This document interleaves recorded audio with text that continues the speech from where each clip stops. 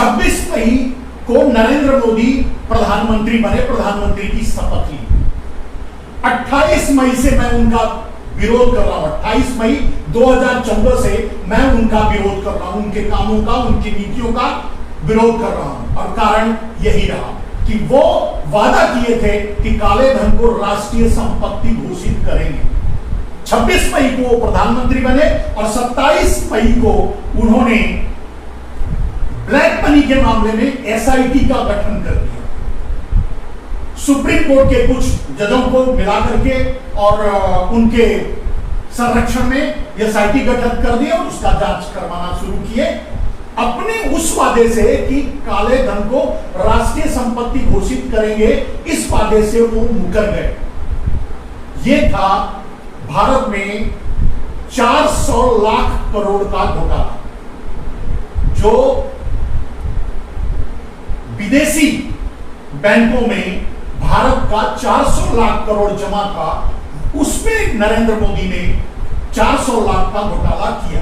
ये पहला अटैक जैसे ही प्रधानमंत्री बने, एक दिन बाद 26 मई को वो प्रधानमंत्री बने और 26 मई 2014 को, 27 मई 2014 को उन्होंने एसआईटी का गठन करके और ब्लैक मनी के लिए एसआईटी का गठन कर दिया। यानी उन्होंने इस मुद्दे को गड्ढे में डाल दिया। आप समझते हैं, जब किसी मामले को उलझाना होता है, लटकाना होता है या कुछ घपले करने की साजिश प्लानिंग होती है, तो वो इस तरह की एसआईटी का गठन किया जाता है। उसके परिणाम क्या होते हैं आपके सामने है। अब यहां होता है, यहां शुरू होता है मेरे दोस्त, कि मैं ये क्यों कह रहा हूं कि 400 लाख करोड़ का घोटाला हुआ। नरेंद्र मोदी खुद, उनकी पार्टी आरएसएस और उनके जितने भी दलाल समाज में घूम रहे थे, रामदेव और रविशंकर या जितने और भी लोग जो घूम रहे थे, उनके लिए प्रचार कर रहे थे, वो यही कह रहे थे कि 400 लाख करोड़ का काला धन विदेशों में जमा है और अगर वो आ गया तो भारत को बहुत कुछ हासिल हो जाएगा। बहुत दिनों तक किसी को कई 50 साल तक तो कभी किसी को टैक्स नहीं देना पड़ेगा, भारत का ये विकास हो जाएगा, लोगों को 25-30 रुपए में पेट्रोल डीजल मिला करेगा, वगैरह पता नहीं कितने वादे। और नरेंद्र मोदी तो सीधे यही वादा कर दिए थे कि 15-20 लाख यूं ही मिल जाएंगे, लोगों को मिल भी जाते अगर वो पैसा आता तब जब उसे राष्ट्रीय संपत्ति संसद में घोषित किया गया होता या सुप्रीम कोर्ट उसे आदेश पारित कर देती कि भारत का पैसा दुनिया के किसी भी देश में जहां भी है वो हमें वापस मिलना चाहिए। ऐसा पहले हो चुका है और दूसरे देशों ने यही काम किया है, इसी तरीके से अपने काले धन को वापस लिया है, लेकिन नरेंद्र मोदी को वापस नहीं लिया। 400 लाख करोड़ का फिर शुरू होता है घोटाला। मेरा बार बार ये लाइव जो है वो डिस्टर्ब हो रहा है मेरे दोस्तों, रुक रहा है, जैसा कि मुझे यहां समझ में आ रहा है। वहां आपको कैसा दिख रहा है, क्या दिख रहा है, तो मैं नहीं बता सकता। और अब इस स्थिति में, इस परिस्थिति में मैं इसे सुधार भी नहीं पाऊंगा, सुधारने की कोशिश करूंगा तो सुधार नहीं पाऊंगा, इसलिए आपको कंप्रोमाइज करके मेरे दोस्त इसको जारी रखना है और मैं जारी रखूंगा। आज के लिए कम से कम इस बात की मजबूरी है। तो दोस्तों, अब ये घोटाला, मैंने कहा कि 400 लाख करोड़ का घोटाला क्यों हुआ और इसको मैं ऐसा क्यों कह रहा हूं, क्योंकि यही कहते थे मोदी, भारतीय जनता पार्टी और इनके लगाए हुए लोग जो समाज में घूम करके इनके लिए वोट मांग रहे थे, वो ये कहते थे कि 400 लाख करोड़ विदेशों में जमा है। ठीक है, अब अगर उसे राष्ट्रीय संपत्ति घोषित कर देते तो नियमानुसार यही कानून है, संसद में काले धन को राष्ट्रीय संपत्ति घोषित करने का बिल लाते, तो आप बताइए मेरे दोस्तों, क्या भारत में कोई ऐसी पार्टी है, कोई ऐसा आदमी है जो इस बिल का विरोध करता? मैं समझता हूं कोई इस बिल का विरोध नहीं करता, कोई कर ही नहीं सकता था किसी को करने की हिम्मत ही नहीं थी। मेरे दोस्तों, हर आदमी को, हर सांसद को, हर पार्टी को इसका समर्थन करना पड़ता है। कोई अपने आप को चोर साबित नहीं करता, लेकिन चोर तो खुद सरकार थी, यानी नरेंद्र मोदी थे।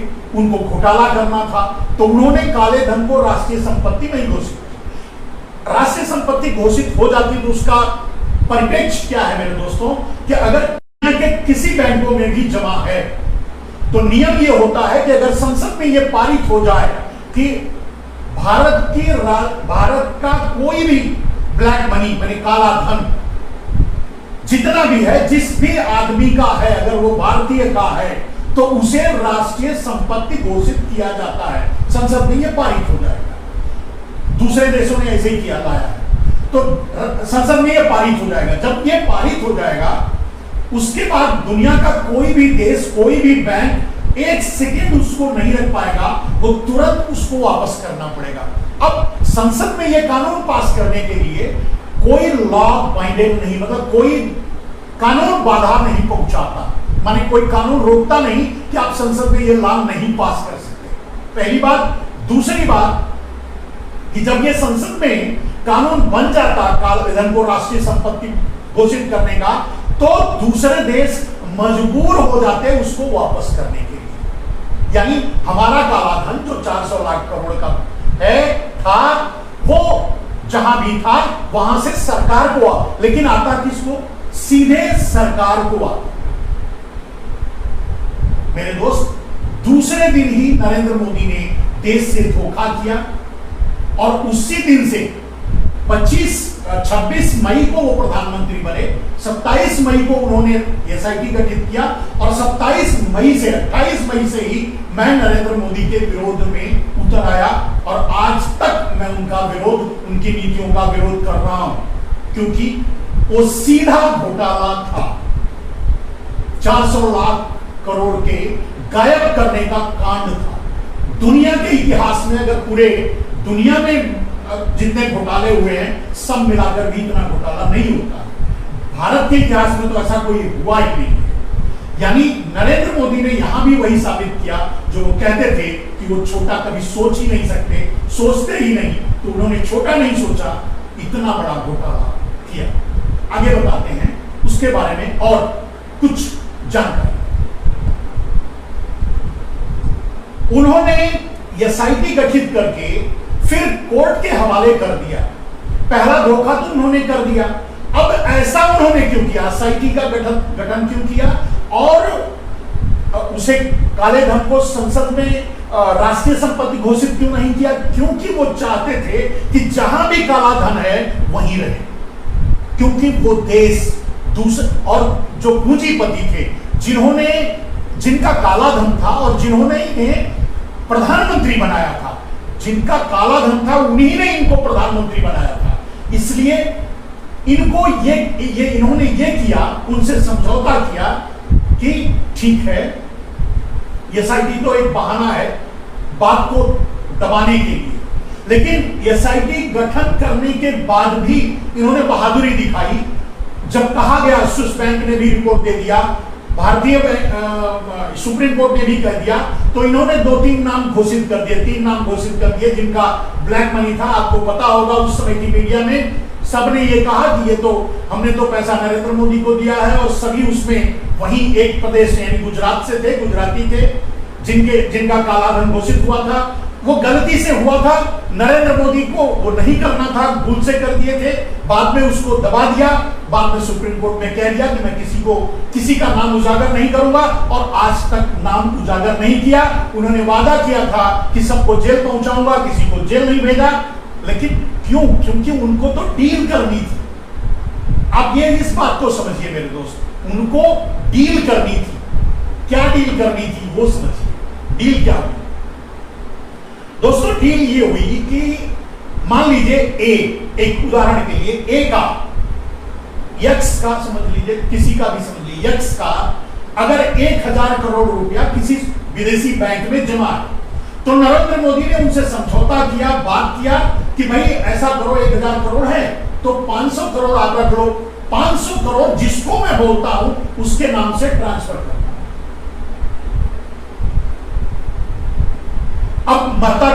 का जो ब्लैक मनी रखे हुए थे, और ये कह रहे थे कि अगर ऐसा नहीं करोगे तो मैं आपको जेल भेज दूंगा, मैं आपको आपका नाम उजागर कर दूंगा, वगैरह वगैरह, जो भी उनको ब्लैकमेल किया, उनसे आधा पैसा ले लिया, ट्रांसफर करवा लिया। यानी जिसका जितने लोगों का पैसा काला धन विदेशी बैंकों में जमा था उसको 50-50 करवा लिया, 50 उनके पास छोड़ दिया जिनका काला धन था।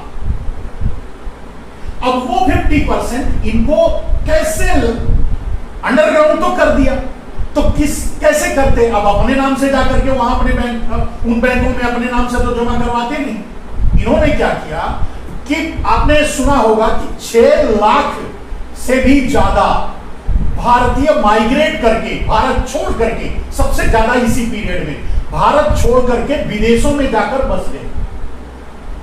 मेरे दोस्त, जब उस लिस्ट को भी देखोगे, 6 लाख जो भारतीय भारत छोड़ करके विदेशों में बसे हैं, उसमें भी 90% गुजराती ही है। और जिन्हें नरेंद्र मोदी माइग्रेट कर, मतलब यहां से भेजकर वहां बसाने की व्यवस्था की, उनको वहां की नागरिकता दिलवाई, उनको वहां बसाया। क्यों बसाया? क्योंकि जो ये 400 लाख करोड़ में से 200 लाख करोड़ नरेंद्र मोदी का विदेशी बैंकों से लेना था। मतलब जैसे मान लीजिए ए का 5,000 करोड़ है, बी का 10,000 करोड़ है, सी का 20,000 करोड़ है, तो आधा आधा जो मिला उसको उन नामों से जिनको यहां से भारत से भेजकर वहां बसाया गया, उनके नाम से ट्रांसफर करवाया गया। यानी अब वो पैसा उन लोगों के पास, आधा पैसा जो काला धन, आधा पैसा वहां जो जमा था, आधा उस चोर के पास ही रह गया जिसका काला धन था, और आधा उस आदमी के को ट्रांसफर कर दिया गया, मेनली उसमें गुजराती रहे, ट्रांसफर कर दिया गया जिनको यहां से माइग्रेट करके वहां बसाया गया। यानी अब वो आधा पैसा, यानी 200 लाख करोड़ नरेंद्र मोदी के कंट्रोल में उनके लोगों के नाम से वहां जमा हो गया। अब अगर वो यहां, अब सोचिए कि वो यहां क्यों नहीं है। अगर वो पैसा सीधे राष्ट्रीय संपत्ति घोषित करके आता तो सरकार के पास आता, सरकार उसका अपने तरीके, सरकार के पास पैसा है तो उसको सरकारी तरीके से इस्तेमाल किया जाएगा, वहां तो बहुत ज्यादा कुछ गोलमाल नहीं हो सकता। लेकिन वो गोलमाल करना था, यानी वो घोटाला करना था, इसके लिए इन्होंने इस रास्ते को अपनाया। तो अब 200 लाख करोड़ XYZ जो 5 लाख 6 लाख से ज्यादा लोग गए हैं, जिनमें ज्यादातर गुजराती हैं, उनके नामों से ट्रांसफर करवा करके और वहां ब्लॉक करवा लिया, रखवा लिया। अब शुरू होती आगे भी कहा, फिर क्या होता है कि अब उन पैसों को फिर से भारत लाना है, लाना तो है क्योंकि वो मोदी का हो चुका है, यानी मोदी के लोगों का हो चुका है। वो आधा पैसा जो आधा चोर के पास रह गया, यानी भारत का जो आदमी जिसका जमा था, जिसने ब्लैक मनी इकट्ठा करके विदेशी बैंकों में जमा कर रखा था, उसके पास रह गया, आधा इनके पास, यानी 200 लाख करोड़ नरेंद्र मोदी के कंट्रोल में आ गया और नरेंद्र मोदी के चहेतों के खाते में ट्रांसफर हो गया। पैसा वहीं का वहीं है। पैसा अगर स्विस बैंक में जमा है तो जमा है, 400 लाख करोड़ है तो है, वो आधा एक दूसरे नाम से हो गया, बस इतना ही हुआ। पावर दूसरे के हाथ में चला गया, यानी वो आधा पैसा नरेंद्र मोदी के कंट्रोल में, नरेंद्र मोदी के लोगों के पास पहुंच गया। अब प्लान बनता है अगला कि उसको फिर देश में कैसे लाया जाएगा। देश में लाने के लिए दूसरा घोटाला किया जाता है मेरे दोस्त, दूसरा धोखा किया जाता है, दूसरे वादे से वादा खिलाफी की जाती है। क्या किया जाता है? पैसा जो वहां विदेशों में है, इनके अपने लोगों के नामों से अगर उसे भारत लाना है, अंडरग्राउंड तरीके से यूज करना है, तो उसे एक ही तरीका है, वो FDI के जरिए है, फॉरेन डायरेक्ट इन्वेस्टमेंट के नाम से वो भारत में आए, राइट? तो वो पैसा भारत में FDI के जरिए मंगाना है तो इनके ही आदमी वहां है जो वहां बैठे हुए हैं। अब जिनके पास कुछ नहीं था उनको हजार करोड़ मिल गया, लाख करोड़ मिल गया, वहां जमा हो गया, तो सोचो कि वो क्या, मतलब कैसे, उनकी क्या हालत हो, उनको भी कमीशन मिल गया। अब वो पैसा यहां फिर भारत में लाना है, इसके लिए नरेंद्र मोदी ने पहले कहा था, मंचों से घोषित किया था कि FDI देश के लिए हानिकारक है, हम FDI को मिनिमाइज करेंगे, खत्म संबोधन अगर नहीं कर सकेंगे तो कम से कम मिनिमाइज करेंगे। लेकिन जब नरेंद्र मोदी प्रधानमंत्री बने तो इन्होंने एफडीआई को 100% एफडीआई ना 100 सेक्टर लागू कर दिया, माने सभी क्षेत्रों में एफडीआई लागू किया। लागू इसलिए किया क्योंकि एफडीआई के अलावा कोई और रास्ता नहीं था उस 200 लाख करोड़ घोटाले के 200 लाख करोड़ को भारत लाने। खेल समझ गए होंगे मेरे दोस्त। लाइन के नाते डिस्टर्ब है, लेकिन आप बहुत से लोग जुड़े हुए हैं, आप मेरी बात को समझ रहे हैं। तो 200 लाख करोड़ अब वहां से भारत लाना है। इसके लिए इन्होंने अपने दूसरा वादा यानी एफडीआई को मिनिमाइज करेंगे, इन्होंने एफडीआई 100% एफडीआई 100 सेक्टर किया क्योंकि उस पैसे को यहां लाना था।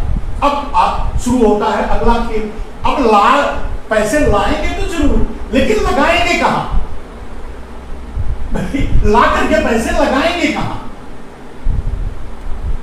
ये समझिए, इतना बड़ा 200 लाख करोड़ अगर आएगा अडानी के द्वारा, अंबानी के द्वारा, या जो 5 लाख से भी ज्यादा 6 लाख लोग जो गए हुए हैं वहां, उनमें से 5 लाख, मैंने कहा कि 10% 90% गुजराती हैं, तो उन जिनके नाम से वहां ट्रांसफर किए गए हैं पैसे, अब वो पैसे आएंगे तो लगाएंगे कहां?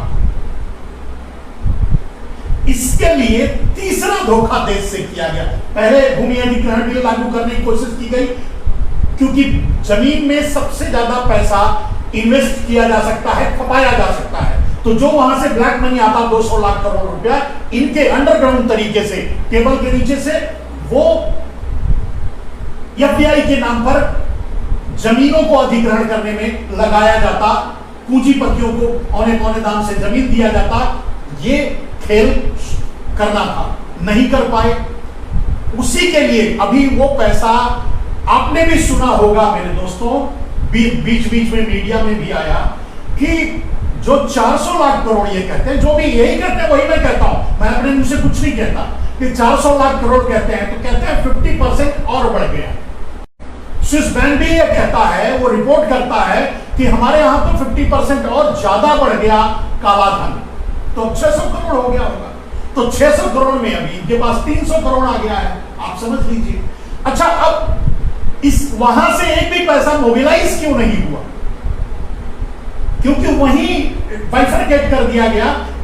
ए के नाम जमा था तो बी और डी के नाम, मतलब एक चोर के नाम जमा था तो एक आधा उसमें से किसी गुजराती के नाम जमा हो गया, इसलिए वहीं का वहीं है। इसीलिए काला धन वहां बढ़ गया। काला धन में बंटवारा ले लिया नरेंद्र मोदी ने, लेकिन वहां से लाए तो नहीं, ला नहीं सके, तो वहां रह गया। और न लाने का कारण 2 था। एक तो था दुनिया के पूंजीवादी देशों का दबाव, जैसे अमेरिका, फ्रांस, चीन, जर्मन, बड़े जो देश हैं उनका दबाव था कि ये पैसा आप डायरेक्टली संसद में घोषित करके नहीं लोगे, अगर ले लोगे तो हमारे देश डिफॉल्ट कर जाएंगे। मेरे दोस्त राजीव भाई इस पर बहुत बोल चुके हैं, कई बार बोल चुके हैं। आप राजीव भाई को भी सुनिएगा कहीं भी यूट्यूब में से अगर उनका लाइन मिले तो अब अगर वहां से राष्ट्रीय संपत्ति घोषित करके उन बैंकों को पैसा देना पड़ता भारत को, तो वो बैंक कहां से पैसे देते? उन बैंकों से तो अमेरिका, चीन, फ्रांस, जर्मन, नाटो के देश, बड़े बड़े देश लेकर के खा चुके हैं, खाकर बैठे हैं। सबसे ज्यादा अमेरिका खा के बैठा है, आप भी जानते हैं। सबसे ज्यादा कर्जदार अमेरिका है, चीन भी कर्जदार है, बहुत ज्यादा पैसा लेके बैठा है। ये दोनों सबसे बड़े कर्जदार हैं। अब अगर स्विस बैंक, अगर यहां राष्ट्रीय संपत्ति घोषित हो जाती तो वो स्विस बैंक को पैसा वापस करना पड़ता। जब वो वापस करना पड़ता तो वो उन देशों को, यानी अमेरिका को कहता पैसा दो मैं भारत को दूंगा, चीन को कहता पैसा दो मैं भारत को दूंगा। उस स्थिति में ऐसे देश डिफॉल्ट कर जाते मेरे दोस्त। कैसे डिफॉल्ट करते मैं बताता हूं। डॉलर का दाम आज आपके देश में 70 रुपए समथिंग, इसके ऊपर कुछ है, 70, 75, 76 रुपए जो भी है, होगा जो भी है। अगर आपका कर्जा खत्म हो जाता, अगर वो पैसा आ जाता तो तत्काल आप अपना कर्जा दे देते। जब आपका कर्जा खत्म हो जाता, जो लोन ले रखा है विदेशी बैंकों से, तो पहला भार तो वो खत्म हो जाता। दूसरा बात, जैसे ही कर्जा खत्म होता, डॉलर का दाम रुपए का अवमूल्यन रुकता नहीं, रुपए का दाम बढ़ जाता। जानते हैं, मतलब राजू भाई भी कहते थे कि 1 रुपया is equal 1 rupees is equal to $1। 1 रुपए का $1 मिलता। क्यों मिलता? क्योंकि अब आपके ऊपर कर्जा नहीं है दुनिया का, दुनिया के बैंकों का, दुनिया के देशों का। हमारे ऊपर जितना कर्जा है, 400 लाख करोड़, अगर हम 600 लाख करोड़ मानते हैं, हमारे ऊपर बहुत ज्यादा कर्जा होगा तो 20 से 30 लाख करोड़ के आसपास होगा। तो हम तो उसको यूं दे देते। जब हमारा कर्जा खत्म होता तो डॉलर का दाम कम हो जाता। डॉलर का दाम कम ही नहीं, इज इक्वल हो जाता। और हो सकता है कि डॉलर का दाम इतना कम हो जाता, आपका कर्जा खत्म हो जाता, डॉलर का दाम कम हो जाता, अंतरराष्ट्रीय बाजार में आपकी प्रतिष्ठा बढ़ जाती, सारे दुनिया के देशों की ऐसी तैसी हो जाती, आप भारत को विश्व गुरु बनने से कोई नहीं रोक पाता। लेकिन एक दलाल के नाते ये कुछ भी नहीं हो सकता। यही सपना था राजीव भाई का, जिसके लिए राजीव भाई की हत्या करवाई गई। राजीव भाई की हत्या इसलिए करवाई गई क्योंकि नरेंद्र मोदी जैसे आदमी को प्रधानमंत्री की कुर्सी पर बैठाना था, और उसमें सबसे बड़ा अगर कोई रोड़ा उस समय था तो राजीव भाई था। अब थोड़ा आगे बढ़ते हैं मेरे दोस्त। इतनी बात आप समझ गए होंगे इस बात को कि अब वो 400 लाख करोड़ 600 लाख करोड़ बन चुका है, वही का वही है, अभी तक वो वहां से आया नहीं क्योंकि दूसरे देशों का दबाव था। अगर राष्ट्रीय संपत्ति घोषित करके वापस ले लिया जाता तो वो देश डिफॉल्ट करते, उनका डॉलर की, उनके रुपए की कीमत, उनकी करेंसी की कीमत गिरती, हमारी करेंसी की कीमत बढ़ जाती, हमारा कर्जा खत्म हो जाता, भारत दुनिया का विश्व गुरु बन जाता। कोई भी अर्थशास्त्री, मैं चैलेंज करता हूं, कोई भी अर्थशास्त्री मुझसे इस पर बहस कर ले, बात कर ले, नहीं कर सकता, उसके पास कोई जवाब नहीं है। मेरे दोस्त, फिर कहानी आगे बढ़ती है। अब नरेंद्र मोदी ने दुनिया के देशों के दबाव में, आपने ये भी महसूस किया होगा। कैसे महसूस किया? क्योंकि पहले चीन को लाला के नरेंद्र मोदी दिखा रहे थे, अमेरिका को में जाना ही नहीं चाहते थे, वो भी इनको नहीं दे रहा था। ये सारी नौटंकी थी। अमेरिका, चीन जैसे बड़े देश और वहां के पूंजीपति ही तो नरेंद्र मोदी को प्रधानमंत्री बनाए, पैसा लगा कर। तो उनको सेटिस्फाई करना पड़ा, यानी उन देशों के इशारे पर, कहने पर इनको काले धन को राष्ट्रीय संपत्ति घोषित नहीं किए। करते तो उन देशों की बैंड बच जाती। रोकने के लिए नरेंद्र मोदी पिट गए। ठीक है, बात आगे बढ़ती है। जब वो पैसा वहां रह गया था, वो ही फंस गया।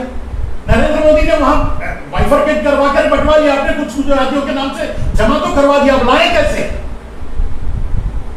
लाने के लिए एफडीआई का आइडिया, मतलब 100% एफडीआई की, वो भी काम नहीं बन पाया। बन इसलिए नहीं पाया कि उसे इन्वेस्ट कहां करें, इसलिए किसान बिल लाया गया। कॉर्पोरेट फार्मिंग, यानी सब, मैंने कहा पहले ही बताया मेरे दोस्त, सबसे ज्यादा फंड्स अगर कहीं डंप किया जा सकता है तो वो है कृषि क्षेत्र। भारत कृषि प्रधान देश है। भारत के कृषि क्षेत्र में सबसे ज्यादा पैसा डंप किया जा सकता है। तो एफडीआई के नाम पे वो सारे पैसे जो 300 लाख करोड़ अब नरेंद्र मोदी के कब्जे में हैं और बाकी चोरों के कब्जे में 300 लाख करोड़ हैं, वो इनडायरेक्टली एफडीआई के जरिए भारत में लाए जाते और वो उसके जरिए कॉर्पोरेट फार्मिंग, माने दुकान भी उनकी, अनाज भी उनका, खेत भी उनका, सब कुछ उनका सौंपने की तैयारी थी। किसान बिल इसी के लिए लाया गया था। फिलहाल किसान बिल रुक गया है, लेकिन किसान बिल लागू करवा देंगे मोदी, हो चुका है, ये अलग मैं पहले भी बता चुका हूं दूसरे लाइन में। मेरे दोस्त, अब सोचिए कि भारत को एक बार विश्व गुरु बनने से रोक देने वाला भारत में कौन है? नरेंद्र मोदी। किसी भी बड़े चैनल को हिम्मत है तो इस पर डिबेट करके बताएं और मैं इसे प्रूव करके बताऊंगा। यही हुआ है। क्योंकि अब वो बैंक खुद कह रहे हैं कि मेरे पास तो डबल 50% और बढ़ गया। स्विस बैंक कह रहा है कि मेरे पास 50% और बढ़ गया। इसका पहला प्रमाण। दूसरा प्रमाण यह है कि मोदी कहने के लिए तैयार नहीं है कि black money, who is the ultimate owner of bank black money today, आज कौन है ब्लैक मनी का, ब्लैक मनी आज किसके पास है, ये बताने के लिए तैयार नहीं है। इसलिए कैसे बताएंगे? क्योंकि वही लोग जिनको ये भेजते हैं यहां से माइग्रेट करके, और आपने देखा होगा जो नोटिफाइड थे बैंकों को डिफॉल्ट करके भागे, नीरव मोदी, मेहुल चोकसी, विजय माल्या वगैरह जितने भी भागे, सबों ने ये कहा कि भारतीय जनता पार्टी ने तो हमें भगाया, हमें तो भेजा। अब कोई और प्रमाण की जरूरत है इस इतने बड़े घोटाले के लिए? दुनिया के इतिहास में 600 लाख करोड़ का घोटाला कभी नहीं हुआ, जिसमें 300 लाख करोड़ की हिस्सेदारी नरेंद्र मोदी ने ली, और वो पैसा आज उनके कब्जे में है। और इसीलिए थोड़ा बहुत पैसा आ रहा है अंडरग्राउंड तरीके से। आप देख रहे हैं गांव-गांव इनका कार्यालय बन रहा है, दिल्ली में इतना बड़ा बन गया, 5 स्टार कार्यालय बन गया। ये सारे पैसे जो आ रहे हैं इलेक्शन फंड के नाम पे, इलेक्शन बॉन्ड के नाम पे, ये सब कुछ वही पैसे हैं, ब्लैक मनी, काला धन। नरेंद्र मोदी आज भारत पर राज कर रहे हैं काले धन के बल पे। इतना तो आपको भी समझ में आ जाना चाहिए, इतनी इकोनॉमिक्स को आप भी समझ सकते हैं। तो दोस्तों, ये इतिहास है उन 600 लाख करोड़ के घोटाले का जो नरेंद्र मोदी ने किया। इसके लिए और भी ऐसे हजारों प्रमाण हैं जो ये बात साबित करते हैं, जैसे नरेंद्र मोदी का लिस्ट जारी न करना, नरेंद्र मोदी का नाम न बताना, कहते हैं हम नाम नहीं बताएंगे। सुप्रीम कोर्ट ने कहा कि बता दो नाम, तब भी नहीं बताए। स्विस बैंक ने कहा नाम बता दो, तब भी नहीं बताए। नहीं बताने का मतलब यह है कि पता चल जाएगा कि काला धन किसके पास है। काला धन आज 300 लाख करोड़ उनके पास है जो पहले के चोर हैं, और 300 लाख करोड़ उनके पास है जो यहां से माइग्रेट करके जिन गुजरातियों को नरेंद्र मोदी ने विदेशों में भेजा है।